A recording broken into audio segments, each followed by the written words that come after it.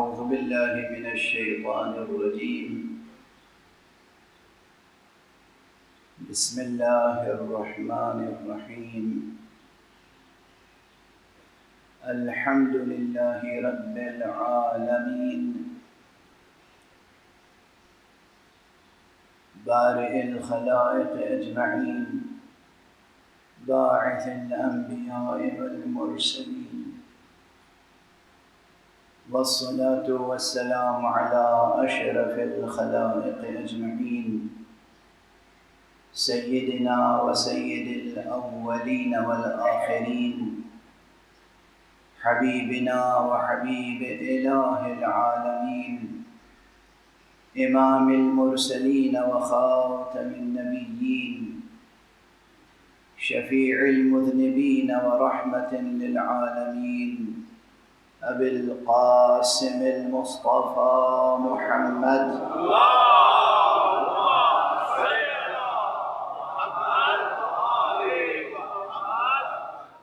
وعلى أهل بيته الطيبين الطاهرين الهداة المهديين المعصومين المظلومين، واللعنة الدائمة على أعداء الحق والدين.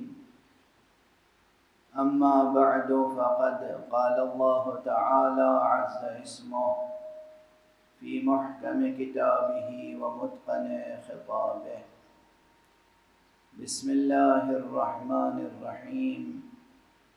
لو أنزلنا هذا القرآن على جبل لرأيته خاشعا متصدعا من خشية الله، وتلك الأمثال نضربها للناس لعلهم يتفكرون.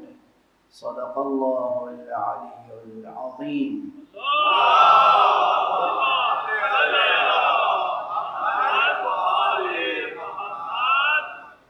ایک اور بلندر صلوات.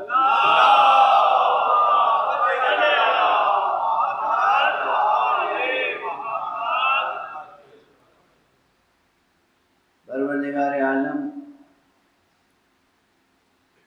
خالق کلام اور خالق متکلمین خود اپنے کلام کی عظمت کا اعلان فرما رہا ہے.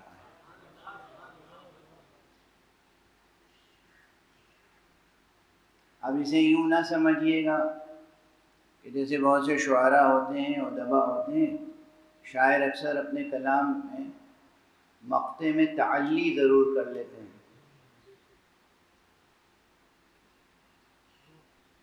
اور جو بڑے شاعر ہیں وہ تو کمتر تعلی کرتے ہیں. جو متشاعر ہیں وہ ماشاءاللہ ایسی ایسی تعلیاں کرتے ہیں کہ نہ پوچھیے. اپنی تعریف، اپنے کلام کی تعریف اس طرح نہ سوچا کریں، اس پر قیاس نہ کریں. پروردگار خالق کلام، خالق سخن، خالق حرف و بیان، خالق لفظ و معنی اپنے اس کلام کی عظمت کا اعلان فرما رہا ہے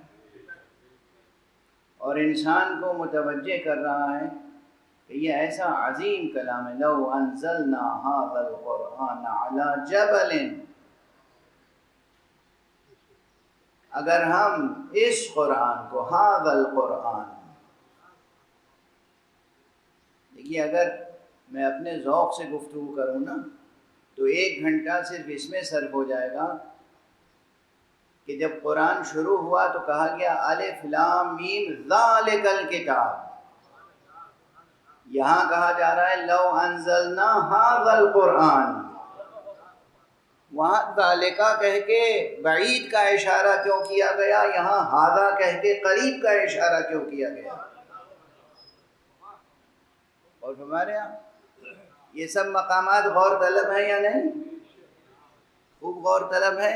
بہت کچھ عرض کرنے کا جی چاہتا ہے، مگر بہت سی باتیں اشارے میں عرض کر کے آگے بڑھ جاتا ہوں، اور جو اہل ذوق ہیں وہ جستجو کرتے ہیں. ماشاءاللہ بزم میں علماء بھی ہیں، اہل دانش بھی. وہاں فرمایا گیا ذالک الکتاب، اور یہ بھی عرض کر دوں کہ پورے قرآن مجید میں بار بار الکتاب الکتاب الکتاب جو آیا ہے، تو ہر جگہ ایک ہی کتاب کو ذہن میں نہ رکھیں.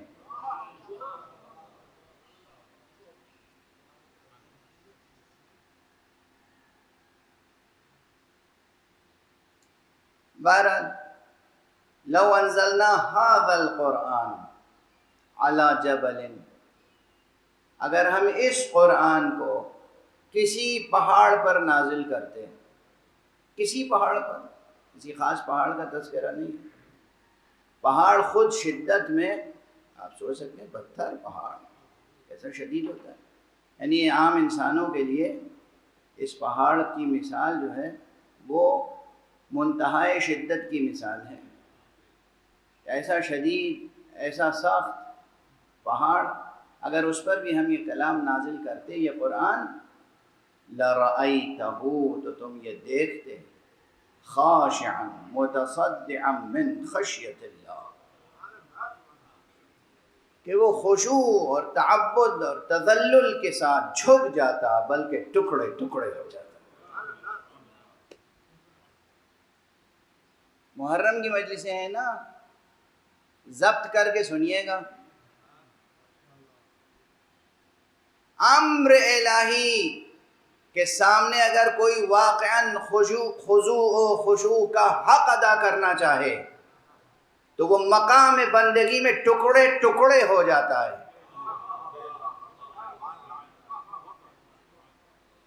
یہ قرآن کہہ رہا ہے نا، ہم نے انسانوں میں بہت کم دیکھا، مگر کسی کو دیکھا تو کربلا میں حسین کو دیکھا.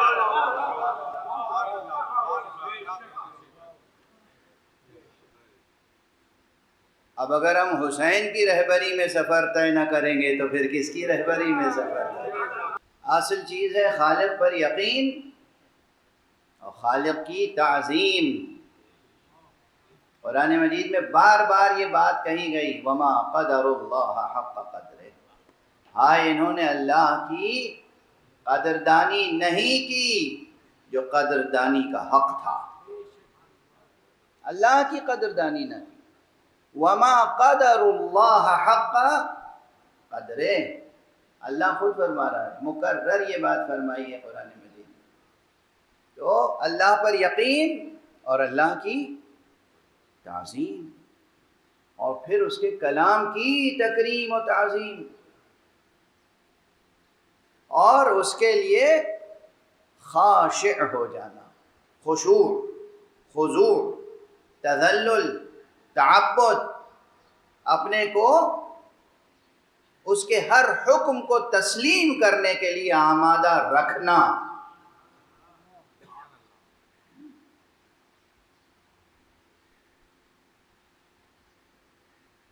تو پھر درمیان میں مجبور ہوں کہ یہ بات کہوں، مکرر کہتا رہتا ہوں پھر کہوں، اس میں یہ کیفیت پیدا کیسے ہوگی؟ اللہ کے ہر چھوٹے بڑے حکم کے سامنے سر تسلیم خم کرنے کے لیے آمادہ رہنا.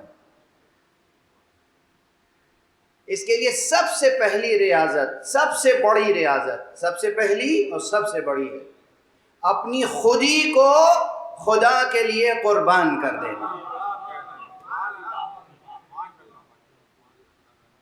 انانیت، خودی، میں، میری پسند، میں بھی کچھ ہوں، میری بھی کوئی فکر ہے، میں یہ سمجھتا ہوں.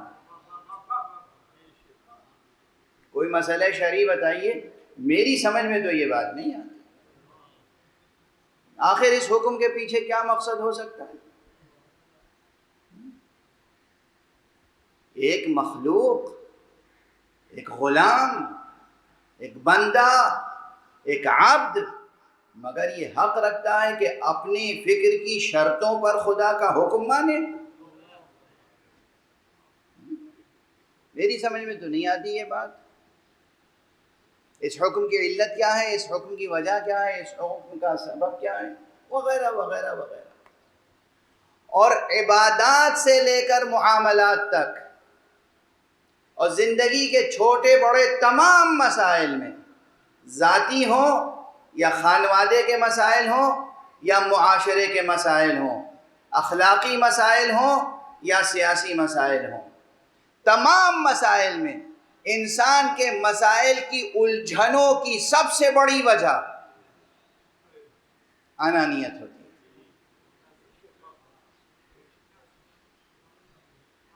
میں اور میری سوچ، میں اور میرا ذوق، میں اور میرا مزاج، میں اور میری طبیعت، میں اور میری خواہش، میں اور میری طلب، میں اور میری پسند، تمام تر فتنہ و فساد کی جڑ، تمام تر مشکلات کی جڑ یہی ہے۔ اللہ نے کہا شمشیر لا الہ سے اپنی خودی کو ذبح کرو تاکہ فتنے کی جڑ ختم ہو جائے۔ اسے ذبح کرنا ہے، مگر اب پھر وہی ذہن میں الجھنیں ہوتی ہیں، یہ کیا بات ہوئی؟ ہمیں آپ نے خودی دی، آپ ہی نے تو دی۔ یہ خودی جس چیز کا نام ہے، دیکھی ہے کسی نے کس رنگ کی ہوتی ہے؟ کہاں ملتی ہے؟ کس اسٹور میں؟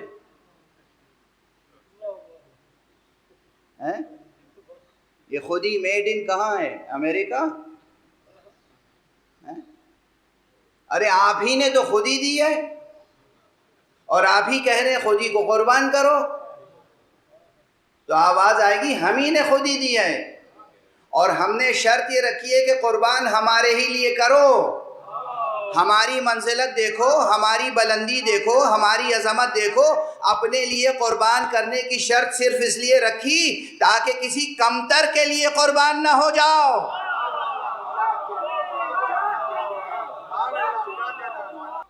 تم کو ہم نے بنایا ہے، ہم ہی نے تمہارے اندر حب نفس کو بھی رکھا، ہم ہی نے تمہیں خودی بھی دی، اور پھر ہم ہی نے یہ بھی بتا دیا کہ ہماری راہ میں قربان ہونا۔ اس لیے کہ دیکھو باقی جتنی چیزیں ہیں یہ تمہاری عظمت کا ادراک ہونا چاہیے تمہیں کہ اگر تم کسی کی راہ میں قربان ہو سکتے ہو تو خدا کے علاوہ وہ کوئی اور شے نہیں ہو سکتی۔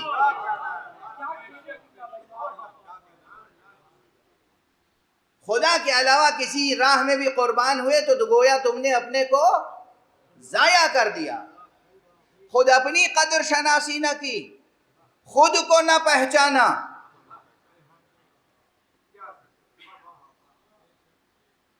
خود کو نہ پہچانا، خود اپنی قدر و قیمت کو نہ سمجھ سکے۔ اس لیے خود اپنی قدر و قیمت سمجھو، اور قربان ہونا ہے تو بس اللہ کی راہ میں قربان ہونا ہے۔ اللہ کے علاوہ کوئی شے ایسی نہیں ہے جس کی راہ میں تم قربان ہو جاؤ۔ یہی وہ راز ہے۔ میں حوالہ دے دوں، میں تنقید بھی کرتا ہوں جہاں اشکال ہوتا ہے، ستائش بھی کرتا ہوں جو چیز اچھی ہوتی ہے۔ علامہ اقبال نے جو فرمایا ہے، ان کے 2 اشعار کس قدر عمدہ اشعار ہیں اور کیا بلند مراتب خودی کی طرف اشارہ کرتے ہیں۔ خودی کا سر نہاں لا الہ الا اللہ۔ سمجھ میں آئی بات؟ خودی کا سر نہاں لا الہ الا اللہ۔ یہ جو آپ میں ہے نا، یہ اس لیے ہے کہ آپ بنائے ہوئے اس کے ہیں جو سب سے بلند ہے۔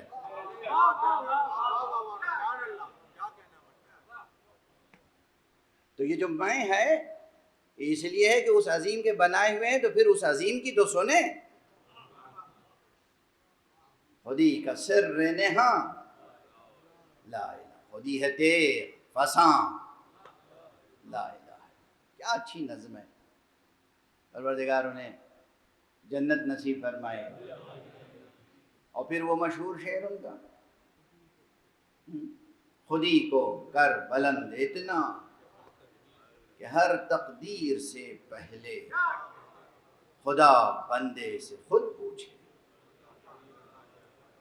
یہ ہر جگہ لکھا ہوا مل جائے گا، خوب یاد ہوگا آپ کو، یاد ہے، خوب لطف لے کے پڑھتے ہیں، لکھتے ہیں، سمجھتے نہیں کہ اس میں پیغام کتنا بڑا ہے۔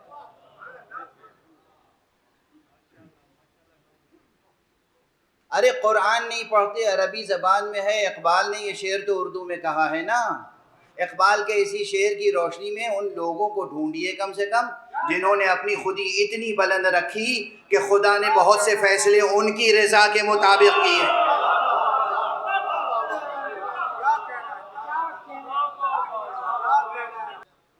اور ایک درخواست کروں گا، تلاش کیجئے تاریخ میں، تلاش کیجئے عالم میں ان ہستیوں کو جن کی خاطر سے خدا نے کچھ کیا ہے، مگر یہاں ضرور بہت ہاتھ جوڑ کے عرض قرآن ہی کی روشنی میں تلاش کیجئے گا، یہاں روایات کا سہارا نہ لیجئے گا، روایات کا سہارا یہاں نہ لیجئے گا۔ تو قرآن مجید میں ایک نہیں، ایک سے زائد مقامات پر ملے گا کہ جہاں پروردگار نے کسی کی خاطر سے کچھ کیا ہے اور کرنے کا وعدہ کیا ہے۔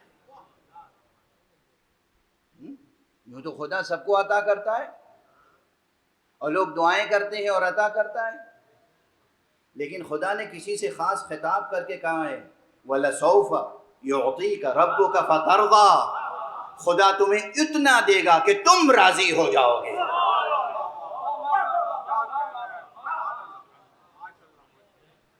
کس سے کہا یہ؟ بس ایک ہستی ہے، خلاصہ کائنات، علت کائنات، سبب خلقت عالم ہستی، صاحب لولا کلمہ خلقت الافلاک۔ ہاں مجھ سے آگے بحثیں نہ کیجیے گا کہ یہ حدیث ہے یا نہیں ہے یا صوفیوں کا قول ہے، اور جہاں کرنا ہوگا کر لیجیے گا، منع نہیں کر رہا ہوں، میں اس لیے کہہ رہا ہوں کہ اپنا احترام کیجیے گا، کہیں ایسا نہ ہو کہ گفتگو کے بعد آپ کو اپنی رائے بدلنی ہی پڑ جائے۔ کلمہ پڑھتے ہیں اشہد ان محمد رسول اللہ، اور جب کہا جاتا ہے کہ یہی محمد رسول اللہ، یہی خاتم النبیین، یہی اول النبیین، یہی امام المرسلین، یہی وہ ہیں، اگر انہیں خلق کرنا مقصود نہ ہوتا تو پروردگار کچھ خلق نہ کرتا۔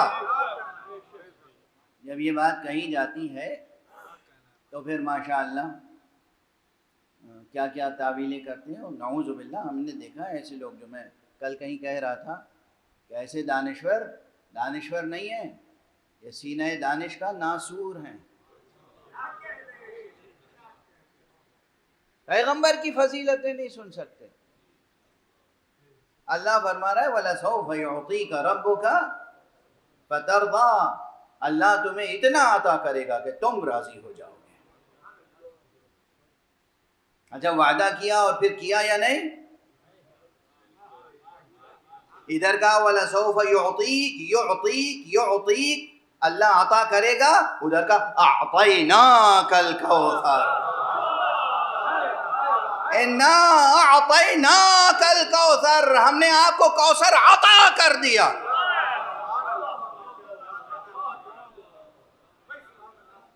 وعدہ پورا ہوا یا نہیں؟ یہاں بھی وعدہ پورا ہوا، وہاں بھی وعدہ پورا ہوا اور ہوگا۔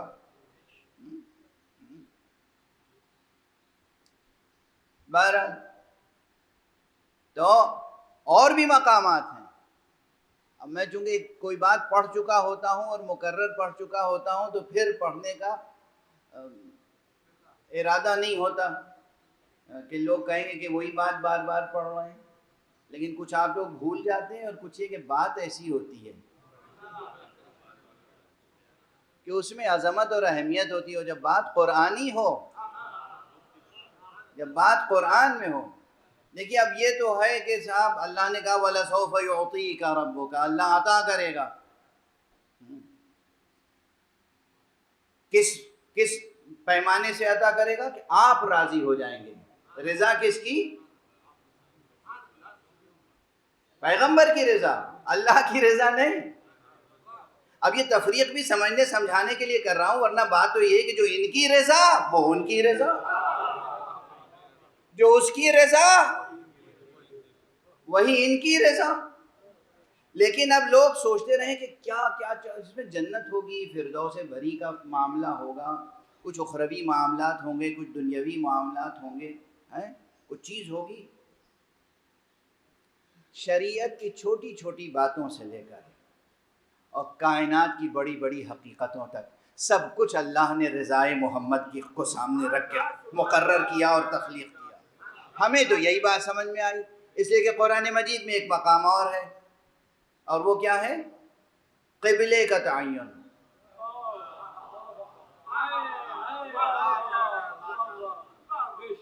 قبلے کا تعین، قبلے کا تعین قرآن مجید کی آیت ہے نا. میں نے کہا تھا روایتوں کو نہ دیکھیے گا قرآن.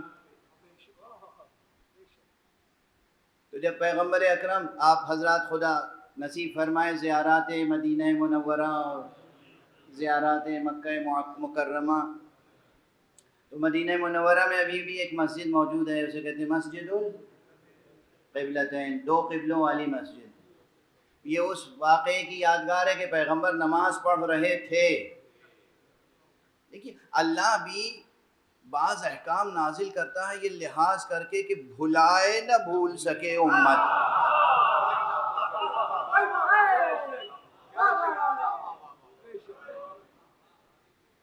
قبلہ تبدیل کرنا ہے، ارے بھائی ایک نماز پوری ہو جاتی،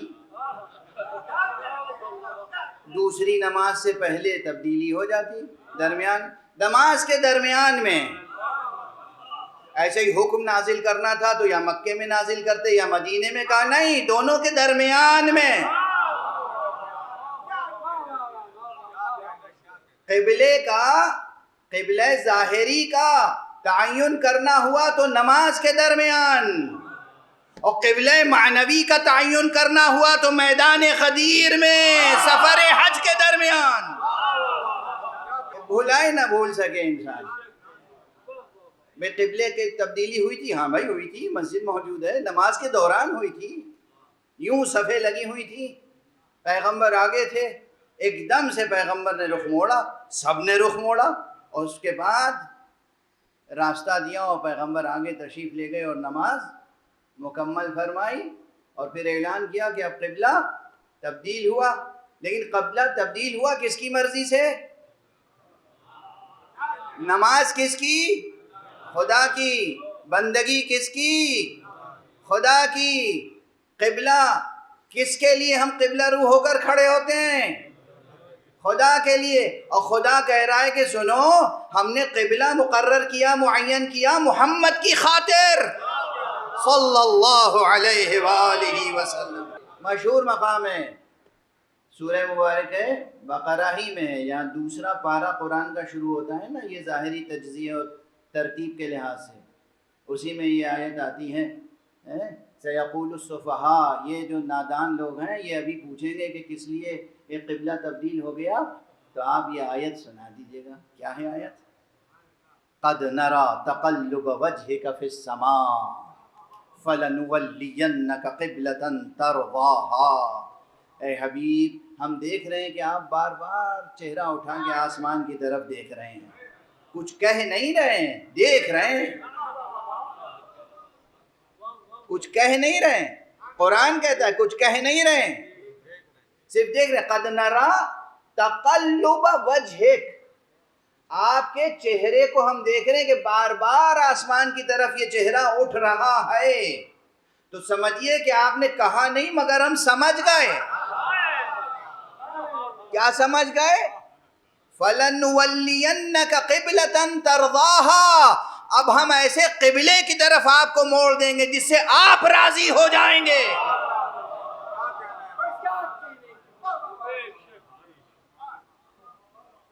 آپ راضی ہو جائیں گے. فیصلے ہوئے نا. خدا بندے سے خود پوچھے،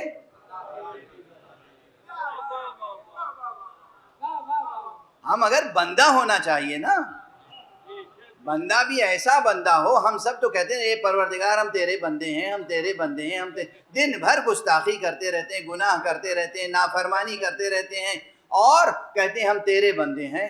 مصطفیٰ وہ بندہ الہی ہے جس کے لیے خدا فرماتا ہے سبحان الذی اسریٰ بعبدہ لیلا، پروردگار کیا کہنا اس کا جو اپنے عبد کو، اپنے بندے کو راتوں رات معراج پر لے گیا۔ اور مانے خدا العبد کہہ رہا ہے، بات کہاں سے کہاں پہنچ گئی؟ تو میں عرض صرف یہ کر رہا تھا کہ آپ کو اللہ نے خود ہی عطا فرمائی ہے، یہ نہ سمجھیے آپ۔ غلط فہمی کیا ہوتی ہے؟ غلط فہمی یہ ہوتی ہے کہ صاحب اللہ نے ہمیں بنایا، آخر بنایا ہی کیوں ہے؟ یہ بچے نوجوان بالکل ایسا بتھر کے رہتے ہیں سامنے، ارے اللہ نے ہمیں بنایا ہی کیوں؟ ہر چیز پہ تو پابندی لگا دی۔ یہ وہ پرانی بات ہے، درمیان قعر دریا تختہ بندم کر دہی، باز می گوئی کے دامن ترمکن ہوشیار باش۔ ارے دریا کے بیچ میں، سمندر کے بیچ میں آپ نے ہمیں کھڑا کر دیا ہے اور پابندی یہ لگائی کہ دامن تر نہ ہونے پائے۔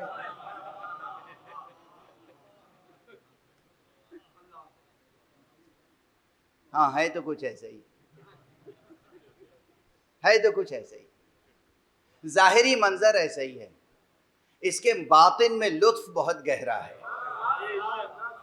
ظاہری منظر یہ لطف ایسا کمال کا لطف ہے کہ دریا میں درمیان میں کھڑا کر دیتا ہے، کہتا ہے کہ دامن تر نہ ہونے پائے، اور اگر کوئی اس ریاضت کو شروع بھی کرے قربتاً اللہ کہ دامن تر نہ ہونے پائے، تو وہ اتنی قدرت دیتا ہے کہ مصلی کوئی پانی پہ بچھا دے اور نماز پڑھے تو مصلی ڈوبتا نہیں، سفینہ نوح کے لیے قابل رشک منظر بن جاتا ہے۔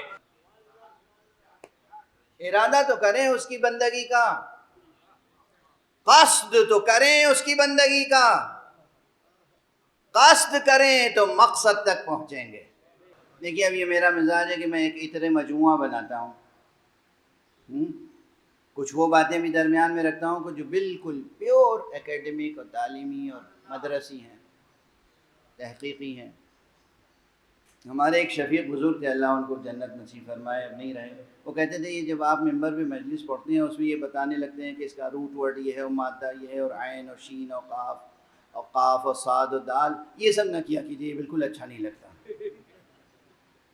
مجمع جو سامنے بیٹھا ہے یہ تو عربی والا ہے نہیں، اور اسے عربی گرامر سے کیا واسطہ، مگر یہ نصیحت کیے ہوئے انہیں تقریباً 30 سال ہو گئے، بلکہ اس سے بھی زیادہ، اور میں اپنی ضد پر قائم ہوں، اس لیے کہ یہ ضد نہیں ہے، یہ ایک ضرورت کا احساس ہے۔ پہلی بات یہ کہ اتنے بڑے مجمع میں نہ جانے کتنے ہوں گے جن میں لسانیات کا ذوق ہوگا، زبان کا ذوق ہوگا، اور اگر نہیں ہوگا تو بیدار ہو جائے گا، اور پھر وہ متوجہ ہوں گے عربی زبان کی گہرائی اور عربی زبان کی ساخت کی طرف، اور پھر اگر یہ کلید ان کے ہاتھ آ گئی تو آیات قرآنیہ سے گفتگو کرنے کا انہیں موقع مل جائے گا۔ یہ مقصد ہوتا ہے، مقصد اپنی تعلیم و تربیت بھی ہے کہ میرے علم میں بھی اضافہ ہوتا رہے، اور جو ہمارے ساتھ بیٹھے ہیں ان کے بھی علم میں اضافہ ہوتا رہے۔ صرف یہ تھوڑی کہ ہم کوئی بات یاد کر کے آ جائیں اور سنا کے چلے جائیں۔ تو یہاں پر یہ عرض کروں، کل میں نے کہا تھا قاف صاد دال، قصد، قصد یقصد، یہ جو فعل ہے اس کا جو مصدر ہے وہ ہے قصد، القصد اور المقصد، ٹھیک ہے نا؟ یہ مقصد جو ہے، یہ قصد جو ہے، یہ 2 حرفوں سے تعدیہ ہوتا ہے اس کا، بالکل ٹیکنیکل بات ہے، بس 1 منٹ سے زیادہ نہیں لگے گا، یاد رہ جائے گی تو کام آئے گی صدیوں۔ 1 منٹ کی بات یاد رہ جائے گی تو صدیوں کام آئے گی۔ اگر قصد الا کہا تو معنی کچھ اور ہوں گے، اور اگر قصد بے کہا، بے سے تعدیہ کیا تو معنی کچھ اور ہوں گے۔ مقاصد ظاہری طور پر کلیسیفائی کروں تو 2 طرح کے ہوتے ہیں، ایک مقصد محسوس ہوتا ہے اور ایک مقصد معنوی. یہ کیا ہو گیا؟ یہ کیا مشکل آ گئی؟ ایک مقصد ہوتا ہے محسوس اور ایک مقصد ہوتا ہے معنوی. معنوی کا مطلب مجرد، مادے سے اس کا کوئی تعلق نہیں ہے. اگر الہ کے ذریعے سے آپ نے تعدیہ کیا تو وہ محسوس مقصد کی طرف توجہ دلائے گا. اگر بے سے تعدیہ کیا تو معنوی مقصد کی طرف توجہ دلائے گا. اب مثال دے دوں، بس وہ 1 منٹ کی بات ختم ہو گئی. یاد رکھنا ہوگا، یاد رکھیے گا، کام آئے گی. بھول جائیں گے آپ، کوئی بات نہیں. اللہ غفار ہے، اللہ تو معاف کرتا ہے. آپ بھولتے رہیے، وہ معاف کرتا رہے گا. بس اتنا کیجئے گا کہ خود اسے نہ بھول جائیے. ایک ہی شرط ہے، خود اسے نہ بھول جائیے. ایسی غفلت طاری نہ ہو کہ آپ اسے بھول جائیں. اب یہ معنوی اور مادی کبھی کبھی تو بالکل الگ الگ ہوتے ہیں کہ ان کو جمع کرنا ممکن نہیں ہوتا، اور کبھی کبھی ایسا ہوتا ہے، بلکہ اکثر اس نے نظام ایسا بنایا ہے اس عالم ہستی کا کہ جمع کرنا بھی ممکن ہوتا ہے. مسجد، ارے بھائی مسجد جو ہے در و دیوار اس کے نظر آتے ہیں نا، یہ ایک مادی حقیقت ہے نا. مسجد ہے مادی حقیقت. اگر آپ نے الہ سے تعدیہ کیا اور مسجد کی طرف چلے تو مراد یہ ہوگی، مقصد آپ کا یہ ظاہر ہوگا کہ آپ مسجد جا رہے ہیں. مسجد یعنی وہ عمارت، ٹھیک ہے. اور اگر بے سے تعدیہ کیا تو اب یہ مراد نہیں ہے کہ مسجد تک جا رہے ہیں. اب آپ کسی امر معنوی کے لیے جا رہے ہیں، کسی روحانی امر کے لیے جا رہے ہیں. اگر صرف آپ کا مقصد ظاہری مادی ہے تو بات مکمل نہیں ہوگی، مقصد حیات انسانی پورا نہیں ہوگا. اگر صرف مسجد تک جانا مقصد ہوا تو پھر بات بنے گی نہیں جب تک مسجد میں جا کے لقاء اللہ کا شرف حاصل نہ ہو، اللہ کی بارگاہ میں حاضری نہ ہو، تو مقصد پورا نہیں ہوگا. واضح ہو رہی ہے بات؟ تو مسجد تک جانا ہے امر محسوس، اور حضرت حق کے بارگاہ میں حاضری ہے امر معنوی. مسجد کی مثال میں نے اس لیے دی کہ روزمرہ آپ مسجد جاتے ہوں گے انشاءاللہ. یہ مسجدیں ہیں خانہ کعبہ یا مسجد حرام کی شبیہ ہیں. بھئی شبیہوں کا انکار نہ کیجئے. مسجدیں آپ بناتے ہیں نا، یہ بھی شبیہ ہیں. اب وہاں جو جاتے ہیں عمر میں ایک بار، یا جو لوگ قسمت کے دھنی ہیں بار بار، وہاں بھی جائیے گا تو صرف کعبے کو دیکھنے کے لیے نہ جائیے گا. کوشش کیجئے گا وہ حقیقت بھی نظر آ جائے جس کی وجہ سے اللہ نے کعبے کو قبلہ بنایا. تو حج میں مکے تک جانا ہو، مسجد الحرام میں جانا ہو، خانہ کعبہ کو دیکھنا ہو، خانہ کعبہ کو بوسہ دینا اور حجر اسود کو بوسہ دینا، یہ سب مقاصد ہیں کون سے؟ محسوس. اور ان کے اندر چھپی ہوئی معنویتوں تک پہنچنا، یہ ہے مقاصد معنوی. اور فرما رہے ہیں آپ، ابھی مقصد و مقاصد کی تشریح ہو رہی ہے، پھر ہم مقاصد قرآن کی بات ذرا تفصیل سے کریں گے. تو کعبے تک پہنچے، یہ ہے محسوس مقصد. جان کعبہ تک اگر پہنچ گئے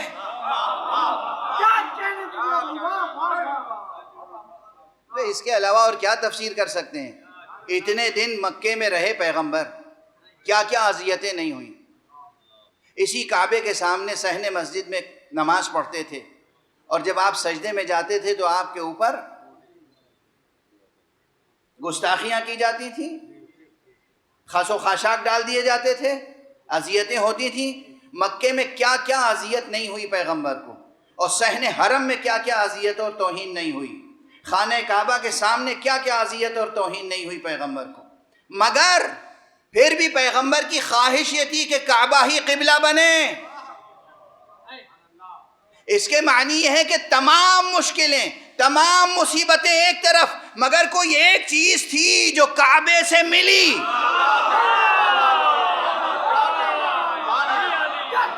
اس ایک چیز نے پیغمبر کا ہر غم بھلا دیا، پیغمبر کا ہر غم بھلا دیا۔ ایک چیز ایسی ملی۔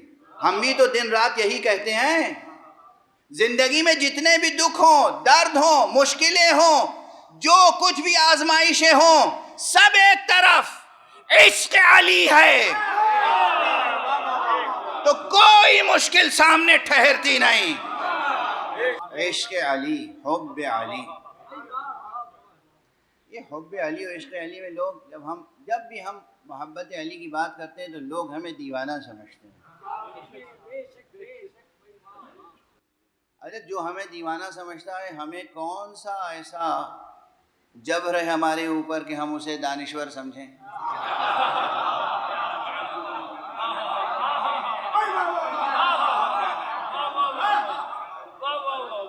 جو ہمیں دیوانہ سمجھتا ہے، کون سی مجبوری ہے ہماری کہ ہم آپ کو دانشور سمجھیں؟ علی کی محبت، علی کی عظمت حبی، علی کی قدر و قیمت حبی، وہ کتنی زبردست ہے۔ کہاں کہاں پیغمبر نے اس کا اعلان کیا ہے، کہاں کہاں پیغمبر نے اعلان کیا، زندگی میں کتنی مرتبہ محبت علی کا تذکرہ کیا، اور اس بات کا تذکرہ کیا کہ یہ علی وہ ہیں کہ ان کی محبت علامت ایمان ہے، یہ علی وہ ہیں کہ ان کی محبت سبب نجات ہے، یہ علی وہ ہیں کہ ان کی محبت دراصل میری محبت ہے، میری محبت دراصل خدا کی محبت ہے، یہ علی وہ ہیں کہ جن سے جو خدا سے اور خدا کے رسول سے محبت کرتے ہیں، اور خدا کا رسول بھی علی سے محبت کرتے ہیں۔ بھئی مشہور حدیث ہے، آپ تو اٹھتے بیٹھتے دن بھر میں کتنی بار کتنے ذاکروں سے سنتے ہوں گے، مگر کلام کس کا ہے؟ یہ شہد سخن کہاں سے نصیب ہوا ہے؟ اس کی شیرینی کم نہیں ہوتی جتنی بار بھی دہرائیں۔ پیغمبر نے کسی جنگ میں کہا تھا نا، لَأُعْطِيَنَّ الرَّأْيَةَ غَدًا، میں علم کل اسے دوں گا، لَأُعْطِيَنَّ الرَّأْيَةَ غَدًا رَجُلًا، جو اولو العزم مرد ہوگا، یحب اللہ ورسولہ، جو اللہ اور اللہ کے رسول سے محبت کرنے والا ہوگا، وَيُحِبُّهُ اللَّهُ وَرَسُولُهُ، اور اللہ کا رسول بھی اس سے محبت کرنے والا ہوگا۔ آپ محبت علی کی بنیاد پر مجھے دیوانہ کہہ لیجئے، رسول تو فرما رہے ہیں کہ اللہ بھی علی سے محبت کرتا ہے۔ ہاں، یہ محبت علی کوئی ایسی چیز نہیں ہے جسے نعوذ باللہ کوئی معمولی چیز سمجھا جائے، کوئی ہلکی چیز سمجھی جائے، نعوذ باللہ۔ دیکھیے، یہ کیسے تشبیہ پیش کروں، یہ کوئی بھی عمارت بنانی ہو تو اس عمارت میں کچھ اینٹیں ہوتی ہیں اور کوئی چیز ہوتی ہے جو اینٹوں کو ایک دوسرے سے جوڑ کے اسے آہنی دیوار بناتی ہیں۔ اگر وہ جوڑنے والی چیز نہ ہو تو وہ اینٹیں بکھر جاتی ہیں۔ دین میں اصول دین سے لے کے فروع دین تک سب اینٹیں ہیں، ان اینٹوں کو جوڑ کے جو مضبوط قلعہ بنتا ہے وہ محبت علی سے۔ نفرت فروشو، آؤ یہاں اس فرش عزا پر بیٹھو اور سنو اور سمجھو کہ محبت علی کی حقیقت کیا ہے اور عظمت کیا ہے۔ یہ محبت علی ہے جو دین کو ایک مضبوط قلعہ بناتی ہے، اور اسی لیے حدیث قدسی میں ہے کہ ولایت علی حصنی، علی کے ولایت میرا قلعہ ہے، جو اس میں داخل ہو گیا وہ میرے عذاب سے محفوظ ہو گیا۔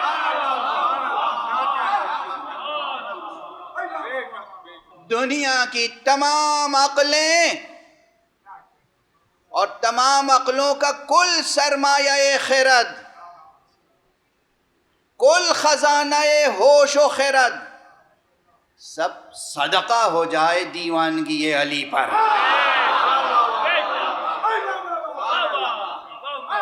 نچھاور صدقہ علی کی محبت علامت ایمان ہی نہیں ہے، میں نے عرض کیا یہی محبت ہے جو اصول سے لے کے فروع تک تمام چیزوں کو جوڑ کے ایک قلعہ بناتی ہے، قلعہ توحید۔ آپ جانتے نہیں علی کی محبت کیا شے ہے، بس گفتگو کو روک رہا ہوں اس مقام پر۔ علی کی محبت ہو یا حسین کی محبت، آقا رسول اللہ کی ایک حدیث کا ٹکڑا ہے، فرمایا ہے احب اللہ من احب حسینا۔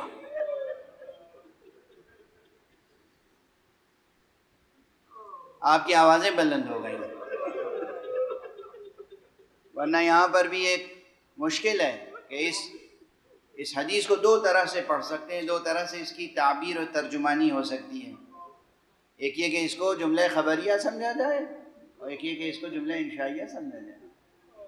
احب اللہ من احب حسینا، ایک تو یہ ہے کہ خبر دی جا رہی ہے، حضور اطلاع دے رہے ہیں کہ جو حسین کو چاہنے والے ہیں نا، خدا ان کو چاہتا ہے۔ دیکھیے آپ نے حسین کی محبت۔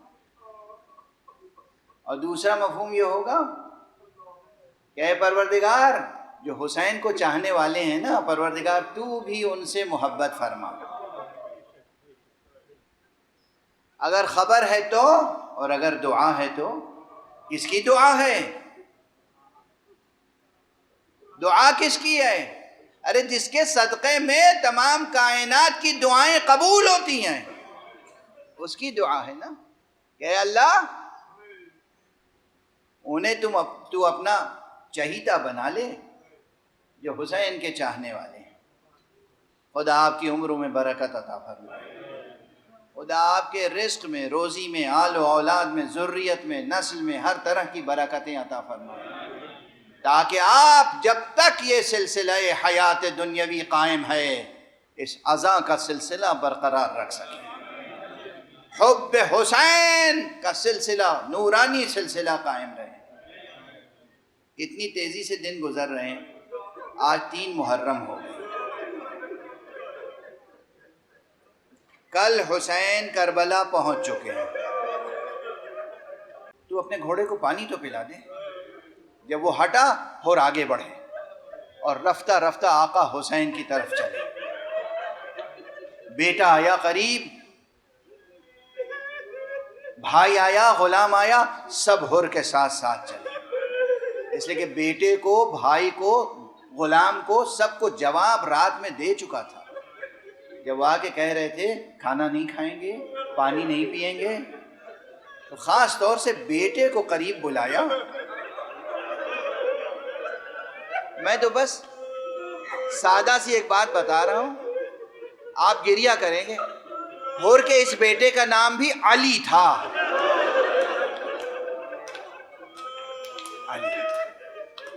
علی ابن حر، بیٹے کو بلایا، کہا بیٹے میرے کانوں میں کچھ آوازیں آ رہی ہیں، تم بھی سن رہے ہو؟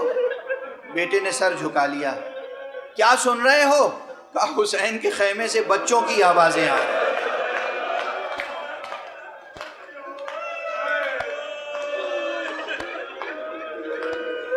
العطش العطش کیا، بس آپ نے سر و سینہ پیٹا، گریہ کیا، مال مجلس حاصل ہو گیا۔ گفتگو تمام کر رہا ہوں 1-2 جملوں میں، اور امام کی خدمت میں آئے یا ابا عبداللہ یا ابن رسول اللہ انا تائب حل لی من توبہ، اے فرزند رسول، اے ابو عبداللہ، ارے میں تائب ہو کر آیا ہوں، میں توبہ کرنا چاہتا ہوں، میرے لیے توبہ ہے، میرے لیے توبہ ہے۔ یہ سوال بتا رہا ہے کہ اسے اپنے جرم کی سنگینی، گناہ کی سنگینی کا احساس ہے۔ رحمت للعالمین کے فرزند ہیں، آقا حسین نے کہا اللہ تائب ہے، میں نے بھی معاف کیا، میرے رب نے بھی معاف کیا۔ حور نے آقا سے اجازت لی، بس دو ایک فقرے تحقیق طلب ذہن، سوچتے بھی رہیں تحقیق بھی کرتے رہیں۔ حور امام کی طرف سے اذن لے کر میدان میں آئے، دوبارہ حور نے مکمل ایک خطبہ ارشاد فرمایا۔ حور نے اہل کوفہ سے خطاب کر کے امام کی حقانیت بیان کی اور حکومت وقت کا تخطئہ کیا، کہا تم خطا پر ہو، تم غلطی پر ہو، دیکھو یہ فرزند رسول ہے، دیکھو یہ ہیں اس وقت حق پر۔ اتمام حجت کے بعد جنگ کا سلسلہ شروع ہوا، حر سے پہلے حر کا بیٹا شہید ہوا۔ اب میں عرض کر چکا ہوں تاریخ میں تو کتنے اختلافات ہیں، مگر بعض لوگوں نے یہ بات بھی لکھی ہے کہ آقا حسین کی شان کرم حر کے سامنے اس وقت اور زیادہ سامنے آئی جب حر کے بیٹے نے حر کو آواز دی۔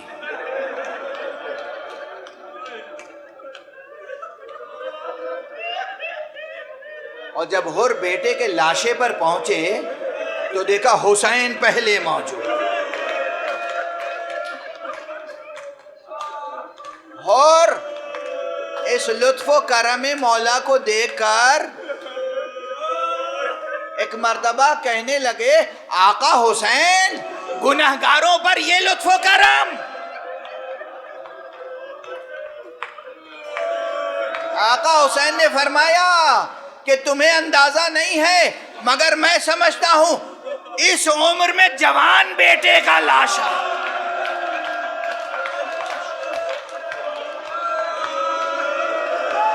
ارے بس مجلس تمام ہو گئی، آقا آپ حر کو علی ابن حر کا لاشا اٹھانے نہیں دے رہے ہیں اور آپ علی اکبر کا لاشا اٹھائیں گے، علی اصغر کا لاشا اٹھائیں گے۔ انا للہ و انا الیہ راجعون، رضا بقضائہ و تسلیما لامرہ۔